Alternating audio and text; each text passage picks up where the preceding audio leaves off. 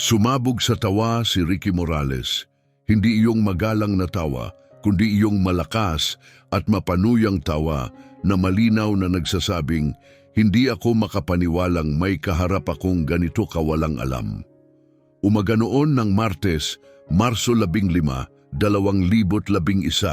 si Ricky ang may-ari ng Morales John Deere, isang dealership na matatagpuan sa Marshalltown, Iowa.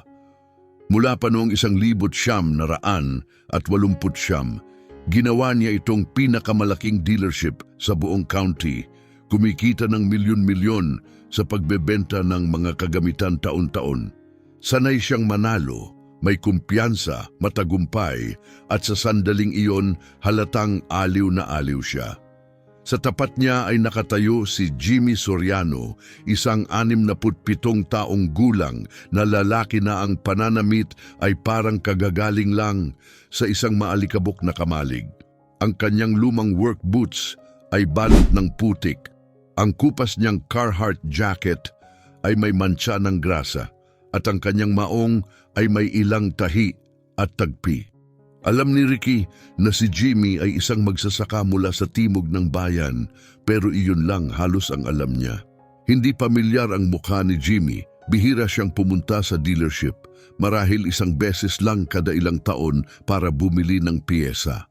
Kaya nang pumasok siya at sinabi, gusto kong bumili ng 12 John Deere tractors ngayong araw, hindi napigilan ni Ricky ang tumawa.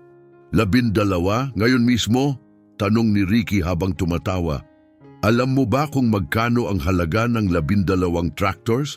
Kahit mga second hand? Mabilis siyang nagkwenta.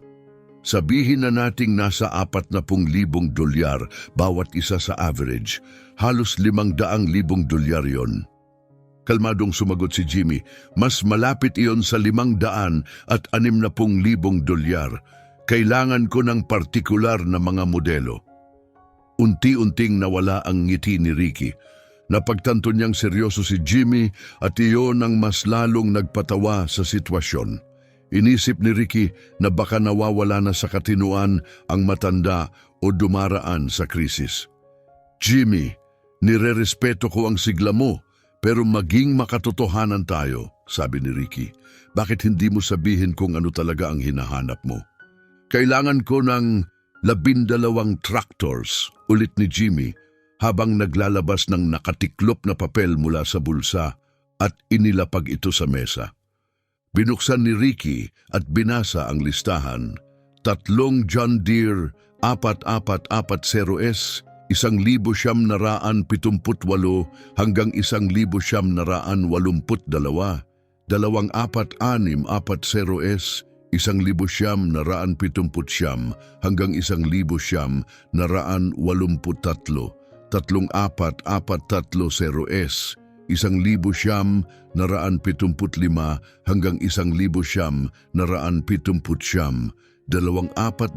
2420S, 1,973 hanggang 1,977, at 2420S, 1,968 hanggang 1,972.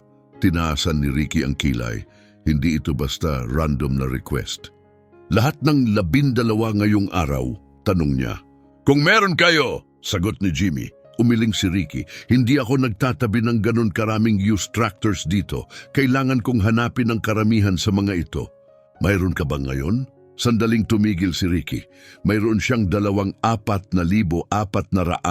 at 40, gawa noong 1,980 at 80 at 1,981, isang 4,430 mula 1,977 at isang 4,600 at 40 mula 1,982. Apat lahat ang tumugma sa listahan. May 4 ako na maaari mong kunin ngayon, sabi ni Ricky. Magaling! Kukunin ko ang mga yon, sagot ni Jimmy. Gaano katagal para makuha ang iba? Naiirita na si Ricky. Pakiramdam niya ay prank ito. Jimmy, maging seryoso tayo. Kahit iyong 4 lang, aabot na sa 160,000 dolyar. Hindi mo naman siguro babayaran yun ngayon, hindi ba? Walang salita, inilabas ni Jimmy ang isang simpleng berdeng checkbook mula sa kanyang jacket. Magkano ang 4? Tanong niya. Inisip ni Ricky na tapusin na ang usapan pero nagdesisyon siyang tingnan ang eksaktong presyo, 38,550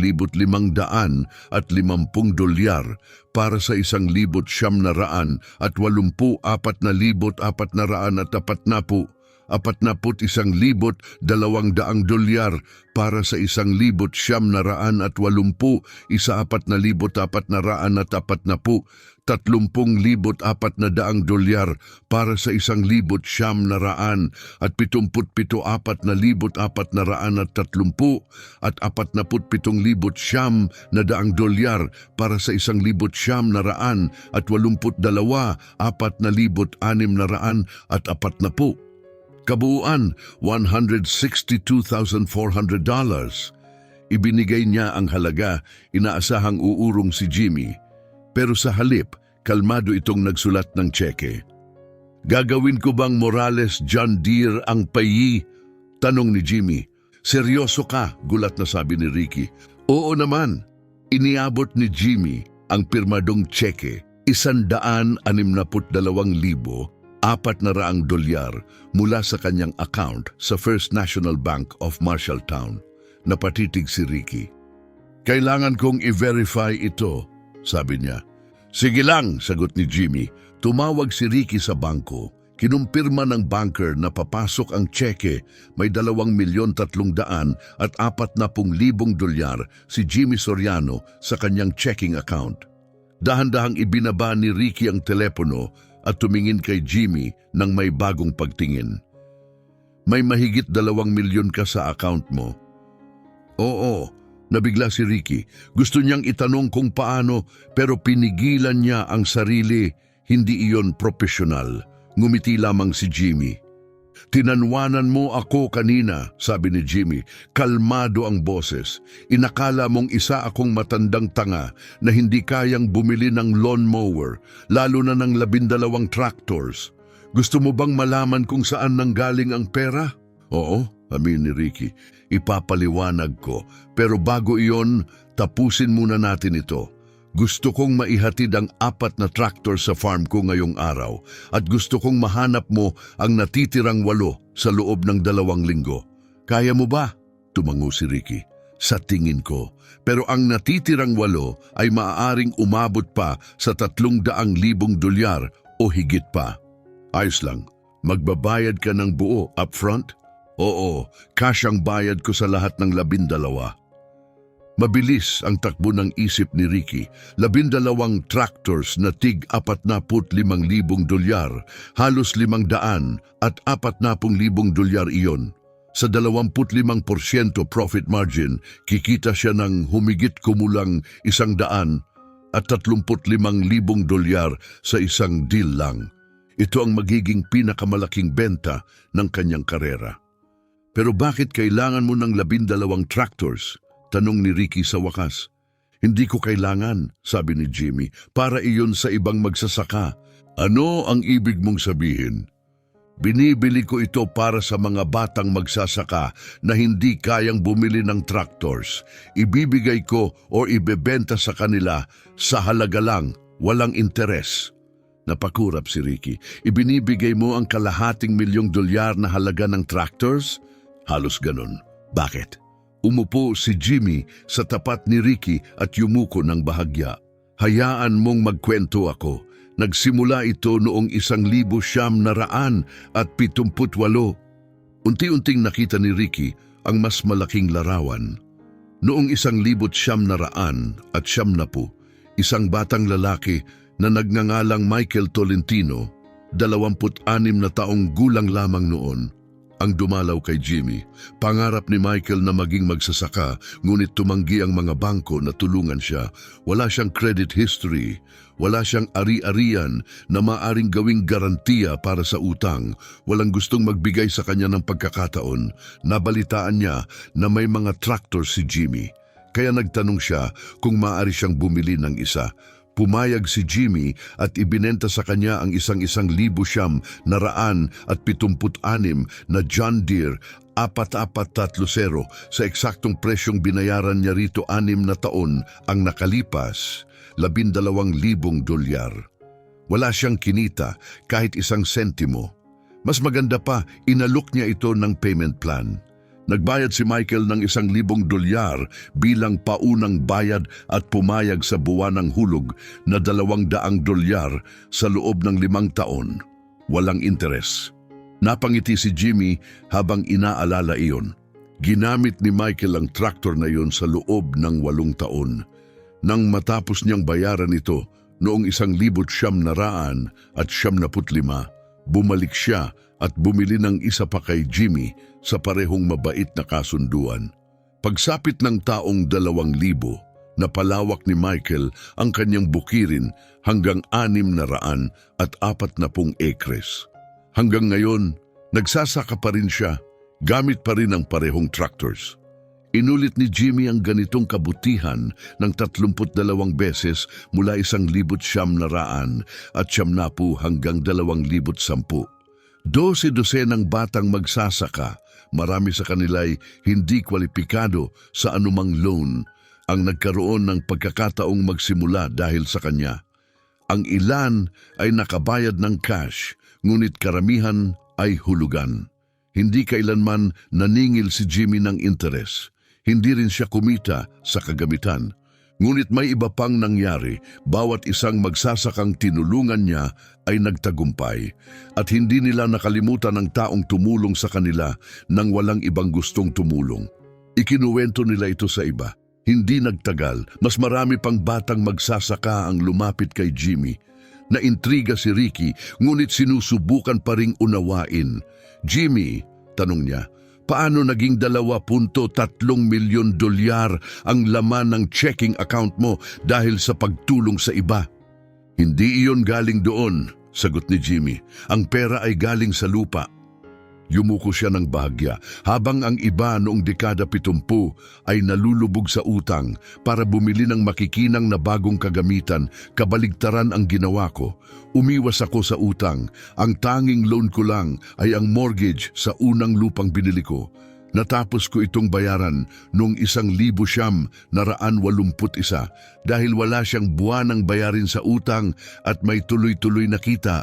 Nagsimulang mag-ipon si Jimmy. Mula 1,982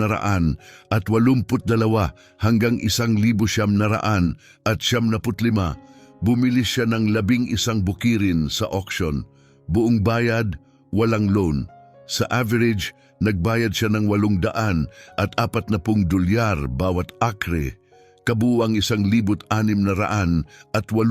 acres na nagkakahalaga ng humigit kumulang $1.4 milyon. Ang parehong lupang yun ngayon ay nagkakahalaga na ng $3,800 hanggang $4,200 bawat akre. Kaya ang kabuuang halaga nito ay nasa pagitan ng $6.3 at $7 milyong. Mabilis na nagkwenta si Ricky. Malamang na ang yaman ni Jimmy ay hindi bababa sa $6 na milyong, maaring mas mataas pa. Kung ganon, bakit ka bumibili ng 12 tractors ngayon? Tanong ni Ricky. Dahil 77 na ako ngayon, sagot ni Jimmy. Wala akong naging anak. Namatay ang asawa ko noong 2008. At ngayon, naghahanda na akong ibenta ang lahat ng lupa ko. 2,000 hektarya lahat. May buyer na akong naka-line up, magbabayad ng $4,000 bawat acre. Iyon ay $8 milyong. Pagkatapos ng buwis at gastos, makukuha ko ang humigit kumulang $6.2 milyong. Nagpasya akong gamitin ang $4 milyong para magsimula ng isang makabuluhang bagay, ang Jimmy Soriano Agricultural Foundation. Ang misyon ng foundation, tulungan ang mga batang magsasaka na hindi makakuha ng loan. Bibili ito ng used equipment sa auction at ibibigay sa cost walang interes, tulad ng palagi ng ginagawa ni Jimmy. Ngunit bago pa man ilunsad ang foundation, gusto munang tulungan ni Jimmy ang 12 batang magsasaka agad. 12 tao na napili na niya.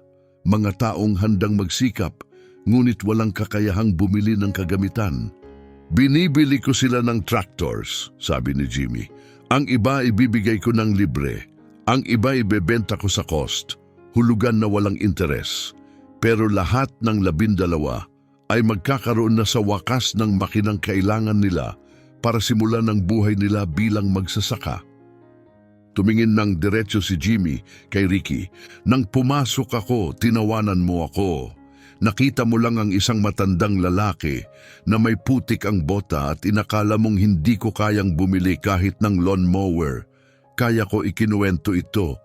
Hindi mo laging masasabi kung sino ang may pera. Ang ilan sa amin ay tahimik lang habang ang iba ay nagyayabang at bumabagsak. Nakaramdam si Ricky ng matinding pagsisisi. Jimmy, pasensya na. Hindi ko dapat tinawanan. Hindi mo ako kailangang hingan ng tawad, sagot ni Jimmy. Utang mo iyon sa sarili mo. Halos mawala sa iyo ang $500 at $40,000 na benta dahil nagpadalos-dalos ka sa paghuhusga. Ilan pang deal kaya ang na-miss mo sa parehong dahilan? Walang masagot si Ricky. Tumayo si Jimmy. Ihatid ang 4 na tractors ngayon din. Hanapin ang natitirang 8 sa loob ng 2 linggo. Magbabayad ako ng buo, cash. At Ricky, sa susunod, makinig muna bago tumawa. May matututunan ka. Pagkatapos umalis siya, naupo si Ricky sa kanyang mesa, nakatitig sa checking $162,400 sa kanyang kamay. Pakiramdam niya'y natanggap niya ang pinakamahalagang aral sa buong karera niya. Nang hapon ding iyon, naihatid ang 4 na tractors sa bukirin ni Jimmy. Personal pang nagmaneho si Ricky ng isa, nais niyang makita ang lugar. Malinis at maayos ang farm ni Jimmy. Ang lahat ng 2,000 ektarya ay maingat na pinamamahalaan. Luma ang mga gusali, ngunit matibay. Maayos ang pagkakaimbak ng kagamitan. Sa ilang shed, nakita ni Ricky ang 17 maaalagang tractors, lahat handang gamitin. Bakit ang dami mong tractors kung ikaw lang naman ang nagsasaka? Tanong ni Ricky. Sabi ko na sa'yo, sagot ni Jimmy. Binibili ko sila, inaayos at ipinapasa sa mga batang magsasaka. Ang 17 ito ay naghihintay ng tamang tao. Sa loob ng 6 na buwan, mawawala na silang lahat, magsisimula ng bagong buhay sa bagong bukirin. Tumingin si Ricky sa paligid na may paghanga. Mula sa kalsada, mukhang maliit at lumang hobby farm lamang ito. Ngunit sa katotohanan, isa itong multimilyong dolyar na operasyon na itinayo sa tiyaga, disiplina at puso. Nagmaneho si Jimmy ng isang kalawangin na 78 Ford F-150. Nakatira siya sa simpleng bahay, nagsusuot ng kupas na damit. Walang anumang sa itsura niya ang nagsasabing mayaman siya. Jimmy, kung may ganito kang kayamanan, bakit simple lang ang pamumuhay mo? Tanong ni Ricky. Ngumiti si Jimmy. Dahil ang paggastos ng pera ay hindi nagdadala ng kaligayahan. Ang pagtulong sa kapwa, iyan ang tunay na mahalaga, sabi ni Jimmy. Sa loob ng 3 dekada, nag-donate siya o nagbenta ng humigit kumulang $2 milyong na halaga ng kagamitang pangsaka sa presyong puhunan lamang. Bawat tractor na ibinigay niya ay mas mahalaga sa kanya kaysa bumili ng bagong pickup truck o magbakasyon sa mamahaling resort. Personal na inihatid ni Ricky ang natitirang 8 tractors sa loob ng susunod na 12 araw. Sa bawat pagbisita, mas lalo niyang nakilala ang mga pinahahalagahan ni Jimmy at ang tahimik na pilosopiya sa likod ng kanyang mga ginagawa. Ang 12 magsasakang tumanggap ng kagamitan ay nasa edad 24 hanggang 36. 8 sa kanila ang nakatanggap ng traktor ng libre. Ang 4 naman ay nagbayad lamang ng eksaktong halaga nito. Walang interes, hulugan sa loob ng 5 taon. Hindi ito basta pamimigay lang, maingat na pinili ni Jimmy ang bawat tatanggap. Sila ay tapat, masisipag, may mabuting puso at determinasyon, mga taong kailangan lang ng pagkakataon. Isa sa kanila si Sara Diaz, 29 na taong gulang, dating guro na iniwan ang silid-aralan upang sundan ang pangarap na magsaka. Nakakuha siya ng 1,100 na raan at 79 na John Deere 4,400 at 40 na nagkakahalaga ng 39,000 dolyar ganap na libre. Nang sabihin iyon ni Jimmy, napaiyak siya ng todo. Isa pa si Eduardo Rodriguez, 33, na ang pamilya ay nawalan ng bukirin noong 2003. Ginugol ni Eduardo ang nakaraang 8 taon sa pag-iipon upang magsimulang muli. Ibinigay sa kanya ni Jimmy ang 1,100 na raan at 84,640 traktor na nagkakahalaga ng 44,000 dolyar. Ang kondisyon? Walang interes, 300 dolyar lang kada buwan sa loob ng 5 taon. Iyon ay 18,000 dolyar lamang, mas mababa pa sa kalahati ng tunay na halaga. Nasaksihan ni Ricky ang lahat ng ito at nakita niya ang malaking pagbabago.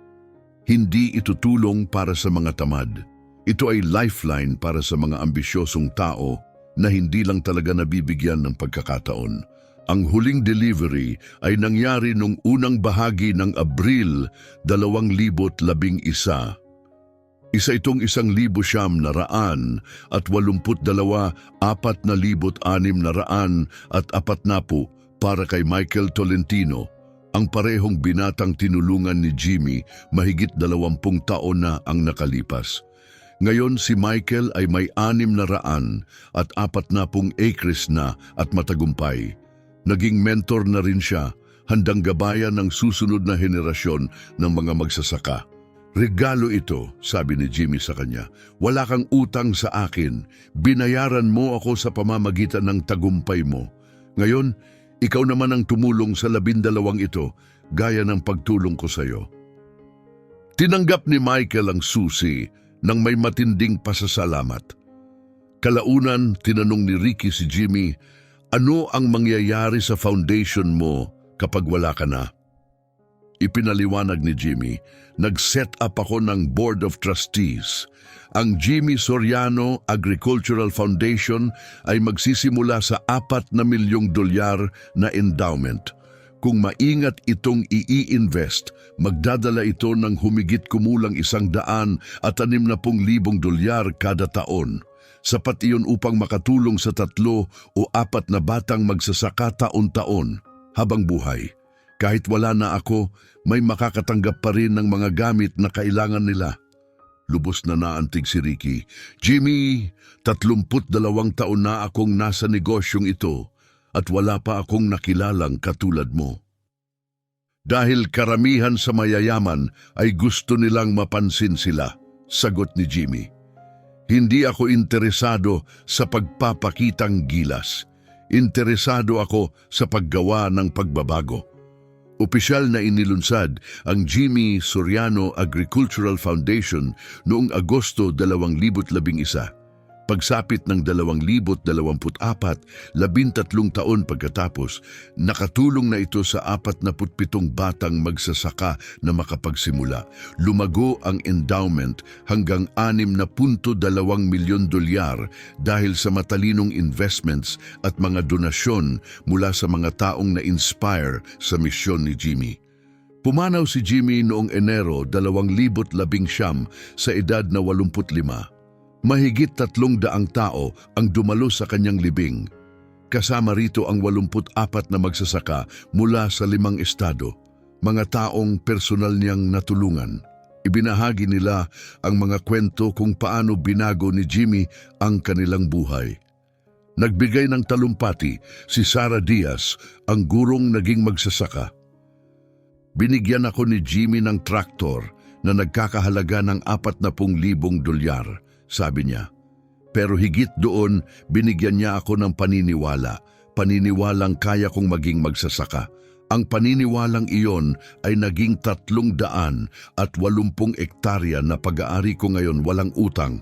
Hindi lang makina ang ibinigay ni Jimmy, binigyan niya ako ng kinabukasan. Nagretiro si Ricky Morales noong 2022. Isinara niya ang dealership, sapat na ang kinita niya upang mamuhay ng komportable. Ngunit madalas pa rin niyang naiisip si Jimmy. Lalo na ang umagang iyon noong Marso 2011 nang pumasok ang isang matandang lalaki na may putik ang bota at gustong bumili ng 12 tractors. Tinawanan niya ito.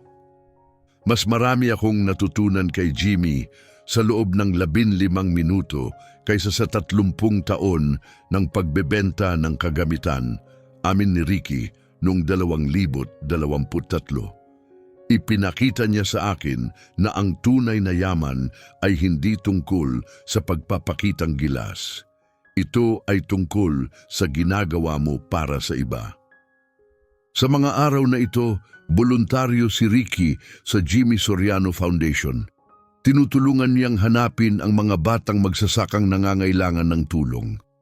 Mula noong 2019, nakatulong siya upang maiugnay ang 42 sa kanila sa mga tractors. Nagsimula ang kwento sa isang simpleng eksena, isang magsasaka ang pumasok sa dealership at humiling ng 12 John Deeres. Tumawa ang dealer. Pagkatapos, nabigla siya nang mag-clear ang tseke. Ngunit ang tunay na sorpresa ay hindi ang pera. Ang sorpresa ay ang aral kung ano ang hitsura ng tunay na yaman, hindi luxury trucks, hindi mamahaling damit, kundi isang tahimik na misyon na tumulong sa iba upang umunlad. Isang 77 taong gulang na lalaki na naka-work boots ang nagbago sa buhay ng 47 magsasaka gamit ang mga lumang tractors na binili sa auction. Karamihan ay hindi alam na milyonaryo siya. At iyon mismo ang gusto niya dahil kapag tunay kang mayaman, hindi mo kailangang mapansin ng mundo. Ngunit ang paglalakbay ni Jimmy ay mas nararapat pang tingnan ng mas malapitan. Paano nakapagbigay ang isang tao ng milyon-milyong halaga ng kagamitan at nakapagtayo pa rin ng kayamanan?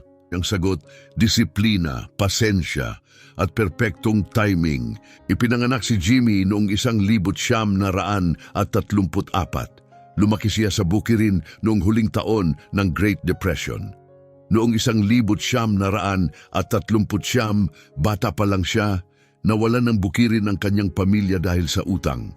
Naalala ni Jimmy ang auction, mga estrangherong naghalungkat sa kanilang mga gamit, ang tahimik na kahihiyan ng kanyang ama, ang luha ng kanyang ina. Ang araw na iyon ay nagiwan ng sugat na hindi kailanman nawala. Noong 1968, binili ni Jimmy ang kanyang unang 320 ektarya sa halagang 186,000 dolyar. Nangutang siya ng 136,000 dolyar sa mataas na 7.2% interest rate. Mabigat na loan noon. Ngunit may plano siya. Ayaw niyang mabaon sa utang sa loob ng 25 taon. Layunin niyang mabayaran ito sa loob ng 10. Kaya nagbayad siya ng 1,380 dolyar bawat buwan, mahigit 20,000 dolyar kada taon, at dinagdagan pa ng bawat sobrang dolyar na kaya niyang ipunin. Akala ng iba, baliw siya. Pero hindi baliw si Jimmy. Hindi niya lang kailanman nakalimutan ang pakiramdam ng mawala ng lahat. Minsan, sinasabi ng mga tao, bakit magtitipid pa? I-enjoy mo na ang buhay ngayon. Ngunit hindi iyon makalimutan ni Jimmy. Hindi niya malimot ang auction ng kanyang ama, ang kahihiyan, ang sakit. Alam na alam niya kung gaano kalaking kapalit ang utang sa kanilang pamilya. Pagsapit ng 1,978, tuluyan nang nabayaran ni Jimmy ang kanyang lupang sakahan. 10 taon lang ang inabot, hindi ang karaniwang 25. Sa kabuuan, Nagbayad siya ng 204,000 dolyar hanggang 136,000 dolyar na prinsipal at 68,000 dolyar na interes.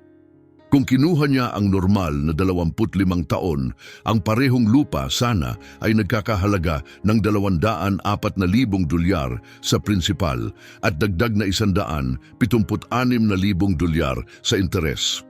Mahigit 380,000 dolyar lahat. Dahil agresibo siyang nagbayad, nakatipid si Jimmy ng 176,000 dolyar. Ang ipon na yon ang naging puhunan para sa bagong oportunidad, pagbili ng used equipment sa auction. Ang una niyang pagbili ay noong 1,900 at 79 sa auction ni Antonio Fernandez, isang kapitbahay na nawalan ng lahat. Binili ni Jimmy ang 1,900 at 74 na John Deere, 4,430 ni Antonio. May 2,800 oras pa lamang ito at nagkakahalaga noon ng 28,000 dolyar. Ngunit ibinenta ito ng bangko sa halagang 11,200 dolyar. Mas mataas ito sa opening bid, ngunit napakamura pa rin kumpara sa tunay na halaga. Una niya itong binili bilang backup machine, ngunit agad niyang nakita ang mas malaking pagkakataon. Sa buong Iowa, buwan-buwan, may mga farm auction. Mga maaasahang tractors at kagamitan ang naibebenta sa 40 hanggang 50% lamang ng tunay na halaga. Kung bibili si Jimmy ng matalino at mananatiling disiplinado, maaari siyang makabuo ng isang makabuluhang bagay. Mula 1,979 hanggang 1,980, dumalo si Jimmy sa 43 auctions. Estratehiko siya. Bumibili lamang siya ng mga modelong kilala at pinagkakatiwalaan niya, hindi kailanman ng mga hindi pasubok. Tanging ang pinakamaasahang John Deere models, 4,020S, 4,230S, 4,430S, 4,440S, at 4,640S. Ganito ang naging mga pagbili niya, 4,430 sa halagang 11,200 dolyar, 1,980, 24,230 sa 9,400 dolyar at 9,800 dolyar. 1,440 sa 14,200 dolyar, tumaas ang presyo dahil mas kaunti ang foreclosures. 1,982, 34,430 sa 8,200 dolyar, 8,400 dolyar at 8,900 dolyar. 1,983, 4,440 sa 7,800 dolyar, 8,100 dolyar, 8,600 dolyar at 8,900 dolyar. 1,984, 24,640 sa 11,200 dolyar at 11,800 dolyar. 1,985, 34,430 sa 6,900 dolyar, 7,100 dolyar at 7,400 dolyar. 1,986, 24,020 sa 4,800 dolyar at 5,100 dolyar. 1,440 sa 9,200 dolyar, 1,988, 24,200 at 30 sa 8,110 dolyar at 8,410 dolyar. 1,440 sa 12,200 dolyar. Sa kabuuan, bumili si Jimmy ng 23 tractors sa loob ng 10 taon. Gumastos siya ng 206,000 dolyar. Iyon ay average na 8,139 dolyar bawat traktor. Ang parehong mga makinang iyon, depende sa kondisyon at modelo, ay nagkakahalaga na ngayon ng 18,000 dolyar hanggang 38,000 dolyar bawat isa sa merkado. Ang kabuuang halaga ng kagamitan ni Jimmy ay humigit kumulang 580,000 dolyar. Na triple niya ang kanyang investment, walang panganib at walang utang. Ngunit hindi bumili si Jimmy ng tractors para yumaman, binili niya ang mga ito upang makatulong sa iba.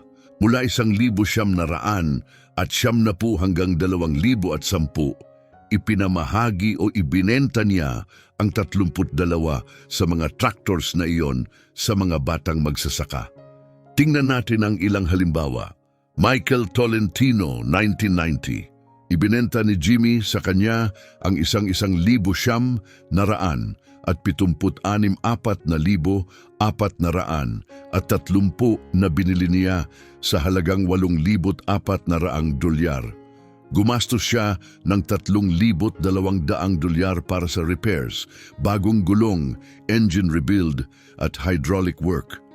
Kabuuang gastos, 11,600 dolyar. Ibinenta niya ito kay Michael sa 12,000 dolyar hanggang 400 dolyar lamang ang tubo.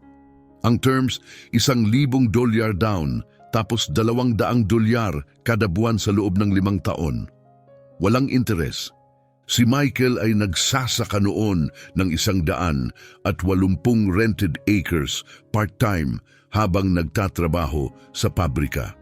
Ang traktor na iyon ang nagbigay sa kanya ng pagkakataong mag-full-time farmer. Pagsapit ng 1,975, may 240 acres na siya. Noong 2,480 acres.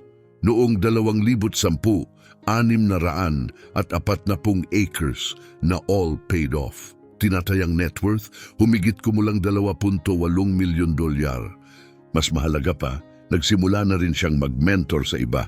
Mula 2005, nakatulong siya sa 19 na bagong magsasaka na magsimula. Jennifer Aquino, 1994. 29 na taong gulang siya noon, gustong magsaka ngunit walang access sa financing. Nawalan ng farm ang pamilya niya noong 1986 kaya puno siya ng pait, ngunit hindi nawala ang kanyang passion. Ibinenta ni Jimmy sa kanya ang 1,170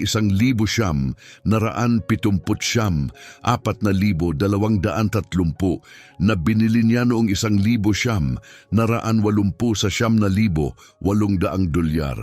Sa paglipas ng panahon, inalagaan niya ito ng maayos. Ang total investment niya pagsapit ng 1,974, 1,400 dolyar lamang kasama ang maintenance. Ibinenta niya ito kay Jennifer sa eksaktong halaga, walang tubo. Nagbayad siya ng 2,000 dolyar, down at 250 dolyar kada buwan sa loob ng 4 na taon, walang interes muli. Nagsimula si Jennifer sa 160 rented acres. Brutal ang unang taon. Noong 1,975, nakaligtaan niya ang 3 bayad. Tinawagan siya ni Jimmy hindi para singilin, kundi para tanungin kung kailangan niya ng tulong. Nahihiya, sinabi ni Jennifer na hahabol siya. Sinabi ni Jimmy na itigil muna ang bayad sa loob ng 6 na buwan at mag-focus muna sa ani. Napaiyak siya, nabayaran niya ito pagsapit ng 2,000.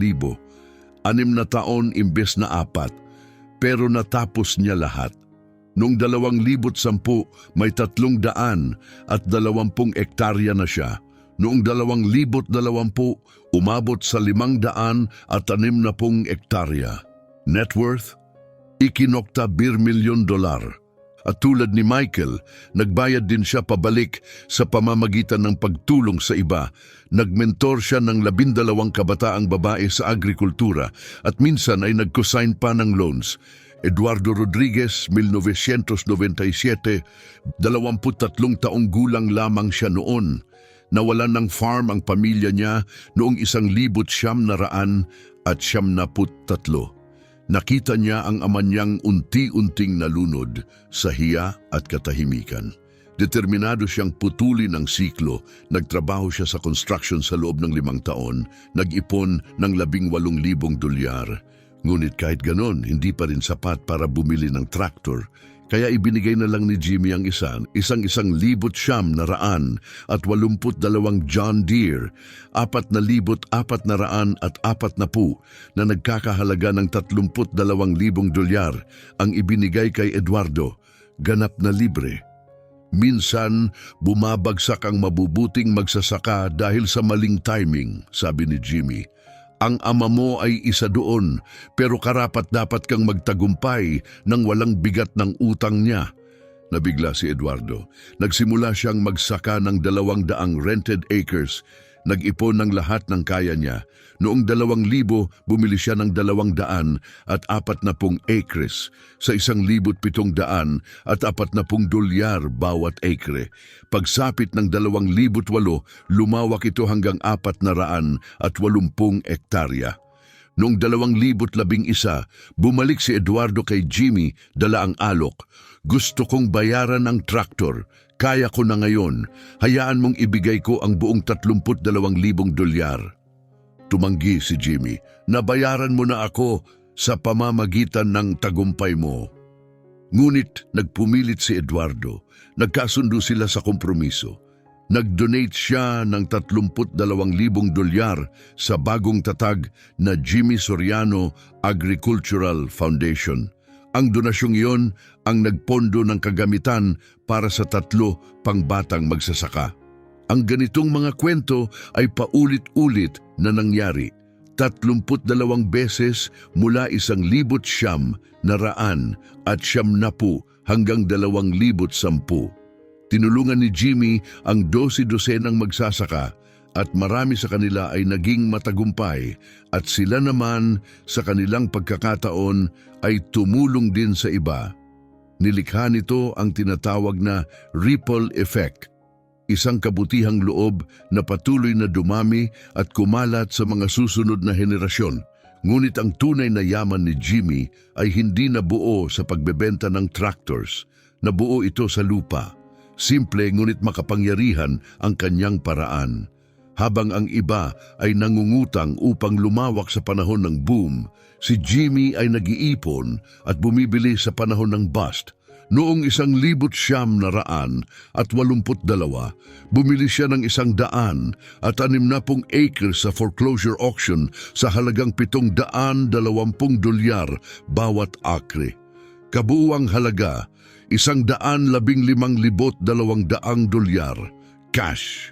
Noong 1,985, bumili siya ng 240 acres mula sa estate sale sa 680 dolyar bawat acre. 163,200 dolyar cash din. Noong 1,987, nakakuha siya ng 320 hektarya mula sa divorce settlement sale sa 820 dolyar bawat hektarya. Kabuuan, 262,400 dolyar. Noong 1,989, bumili siya ng isa pang 240 acres mula sa retirement sale sa 870 dolyar bawat acre. Katumbas iyon ng 213,600 dolyar. Noong 1,972, 160 hektarya mula sa foreclosure sa 850 dolyar bawat hektarya, 136,000 dolyar cash. Noong 1,975, bumili siya ng 240 acres mula sa isa pang estate sale sa 1,020 dolyar bawat akre. Kabuuan, 244,800 dolyar. Noong 1,978, nakakuha siya ng 160 hektarya mula sa isang magsasakang nagretiro sa 1,280 dolyar bawat hektarya.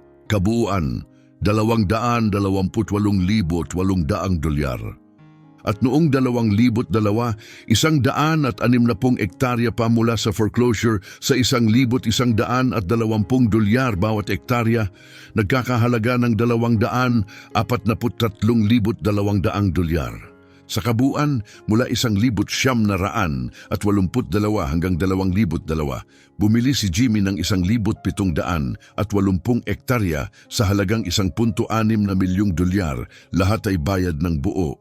Idagdag pa ang 320 hektarya na pag-aari na niya at pagsapit ng 2011, hawak niya ang 2,000 hektarya. Sa 4,000 dolyar bawat akre, ang lupang iyon ay nagkakahalaga ng 8 milyong dolyar. Ang kakayahan niyang magbayad ng cash ang nagbigay sa kanya ng malaking leverage. Sa auctions, mas maganda ang deal ng cash buyers. Sa estate sales, mas tinatanggap ng mga seller ang mabilis na alok. Ang disiplina ni Jimmy ang lumikha ng oportunidad.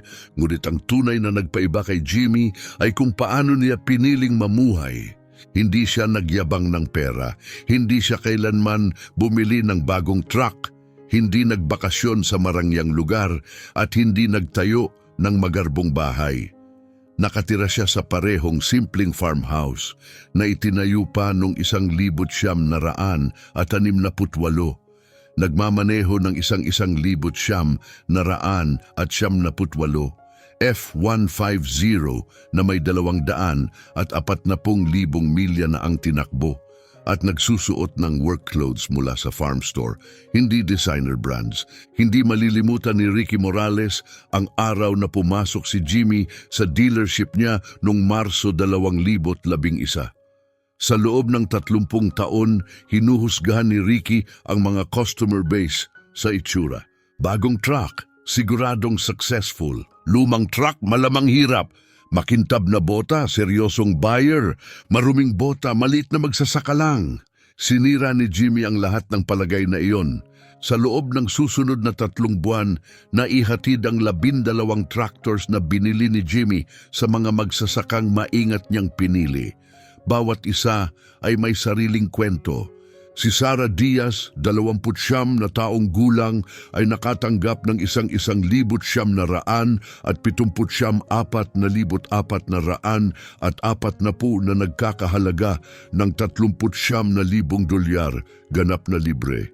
Isa siyang guro na kumikita ng 38,000 dolyar kada taon at nakapag-ipon ng 22,000 dolyar upang magsimulang magsaka. Ngunit ang financing para sa kagamitan ay nangangailangan ng mas mataas na kita. Binigyan siya ni Jimmy ng traktor na mas mahal pa sa kanyang buong sweldo. Sa unang taon niya, nagsaka siya ng 140 rented acres at kumita ng 18,000 dolyar. Iniwan niya ang pagtuturo upang magsaka ng full-time. Pagsapit ng 2024, may 380 acres na siyang pag-aari na nagkakahalaga ng 1.6 milyon na dolyar. Si Eduardo Rodriguez, edad 33, ay nakatanggap ng 1,900 at 84,600 at 40 na nagkakahalaga ng 44,000 dolyar. Binigyan siya ni Jimmy ng 5 taong loan na walang interes, 300 dolyar kada buwan, kabuuang 18,000 dolyar. Nag-ipon si Eduardo sa loob ng 8 taon at kaya sana niyang bumili ng junk tractor na 15,000 dolyar o tanggapin ang alok ni Jimmy. Nabayaran niya ito sa loob ng 4 na taon, inipon ang bayad sana sa ika-5 taon at nakabili ng 80 acres noong 2015. Ngayon, may 480 acres na siya. Si Mario Domingo, 26, ay nakatanggap ng 1,900 at 81,400 at 40 na nagkakahalaga ng 41,000 dolyar, libre. Nagpakamatay ang kanyang ama noong 2004 matapos mawalan ng farm. Si Mario ay nagtatrabaho sa oil fields, kumikita ng malaki ngunit miserable. Binigyan siya ni Jimmy ng traktor nakatumbas ng 2 taon ng kanyang sweldo. Umiyak si Mario. Bumalik siya sa pagsasaka at ngayon ay may 320 ektarya at matagumpay na livestock business. Ang iba pang 9 na tumanggap ay may kahalintulad na kwento. Ang ilan ay binigyan ng libre. Ang iba ay nagbayad ng cost o bahagyang higit pa. Pero lahat ay walang interes. Sa kabuuan, nagbigay o nag-subsidize si Jimmy ng humigit kumulang $280,000 na halaga. Pagsapit ng 2024, ang 12 magsasakang iyon ay sama-samang nagmamay-ari ng 3,100 at 40 acres na nagkakahalaga ng humigit kumulang $16.1 milyon. Lahat sila ay kumikita, lahat ay umaasenso. At lahat ng ito ay dahil may isang tao na nagpasya na bigyan sila ng pagkakataon. At hindi pa natatapos ang gawaing iyon. Ang Jimmy Soriano Agricultural Foundation na itinatag noong 2011 ay nakatulong na sa 47 magsasaka hanggang ngayon. Bawat isa ay nakatanggap ng average na $38,000 na tulong sa kagamitan. Nakapag-deploy na ang foundation ng $1.79 milyong at ang orihinal na $4 milyong na endowment ay lumago sa $6.2 milyong sa pamamagitan ng konserbatibong investment. Ibig sabihin, magpapatuloy ang foundation sa pagtulong sa mga magsasaka magpakailanman. Kahit mawala man sa alaala ang pangalan ni Jimmy, mananatili ang kanyang epekto sa bawat traktor na nasa bukid at sa bawat akre na binubungkal ng isang batang magsasakang dati walang pag-asa. Madalas pagnilayan ni Ricky Morales ang araw na iyon noong Marso 2011, ang sandaling tinawanan niya si Jimmy at halos itinaboy. Sa 32 taon ko sa negosyo, akala ko nakita ko na ang lahat, sabi ni Ricky noong 2023. Pero 10 minuto kasama si Jimmy ang nagpakita sa akin na wala pala akong alam tungkol sa tunay na yaman. Ang tunay na yaman ay hindi tungkol sa pagpapasikat. Ito ay tungkol sa epekto. Mas marami pang natulungan si Jimmy gamit ang maruming bota at second-hand tractors kaysa sa natulungan ni Ricky gamit ang milyon-milyong makinang bago at makintab.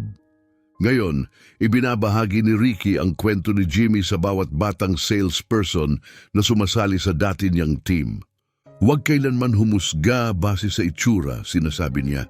Ang pinakamayamang taong makikilala mo ay maaaring mukhang wala siyang kahit ano. Makinig muna bago tumawa. May matututunan ka. Nagsimula ang kwento sa isang simpleng eksena. Isang magsasaka ang pumasok sa dealership, humihiling ng 12 John Deeres. Tumawa ang dealer, akala niya baliw ang matanda. Pagkatapos, nag-clear ang tseke, ngunit hindi iyon ang tunay na aral. Ang tunay na pagkabigla ay hindi sa pera, kundi sa kung ano ang kayang gawin ng pera kapag nasa kamay ito ng taong hindi interesado magmukhang mayaman, kundi nakatuon sa paggawa ng mabuti.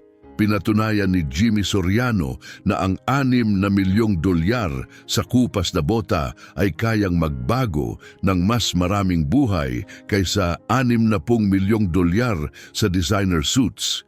Dahil kapag tunay kang mayaman, hindi mo kailangang patunayan ito. Kailangan mo lang itong gamitin ng matalino.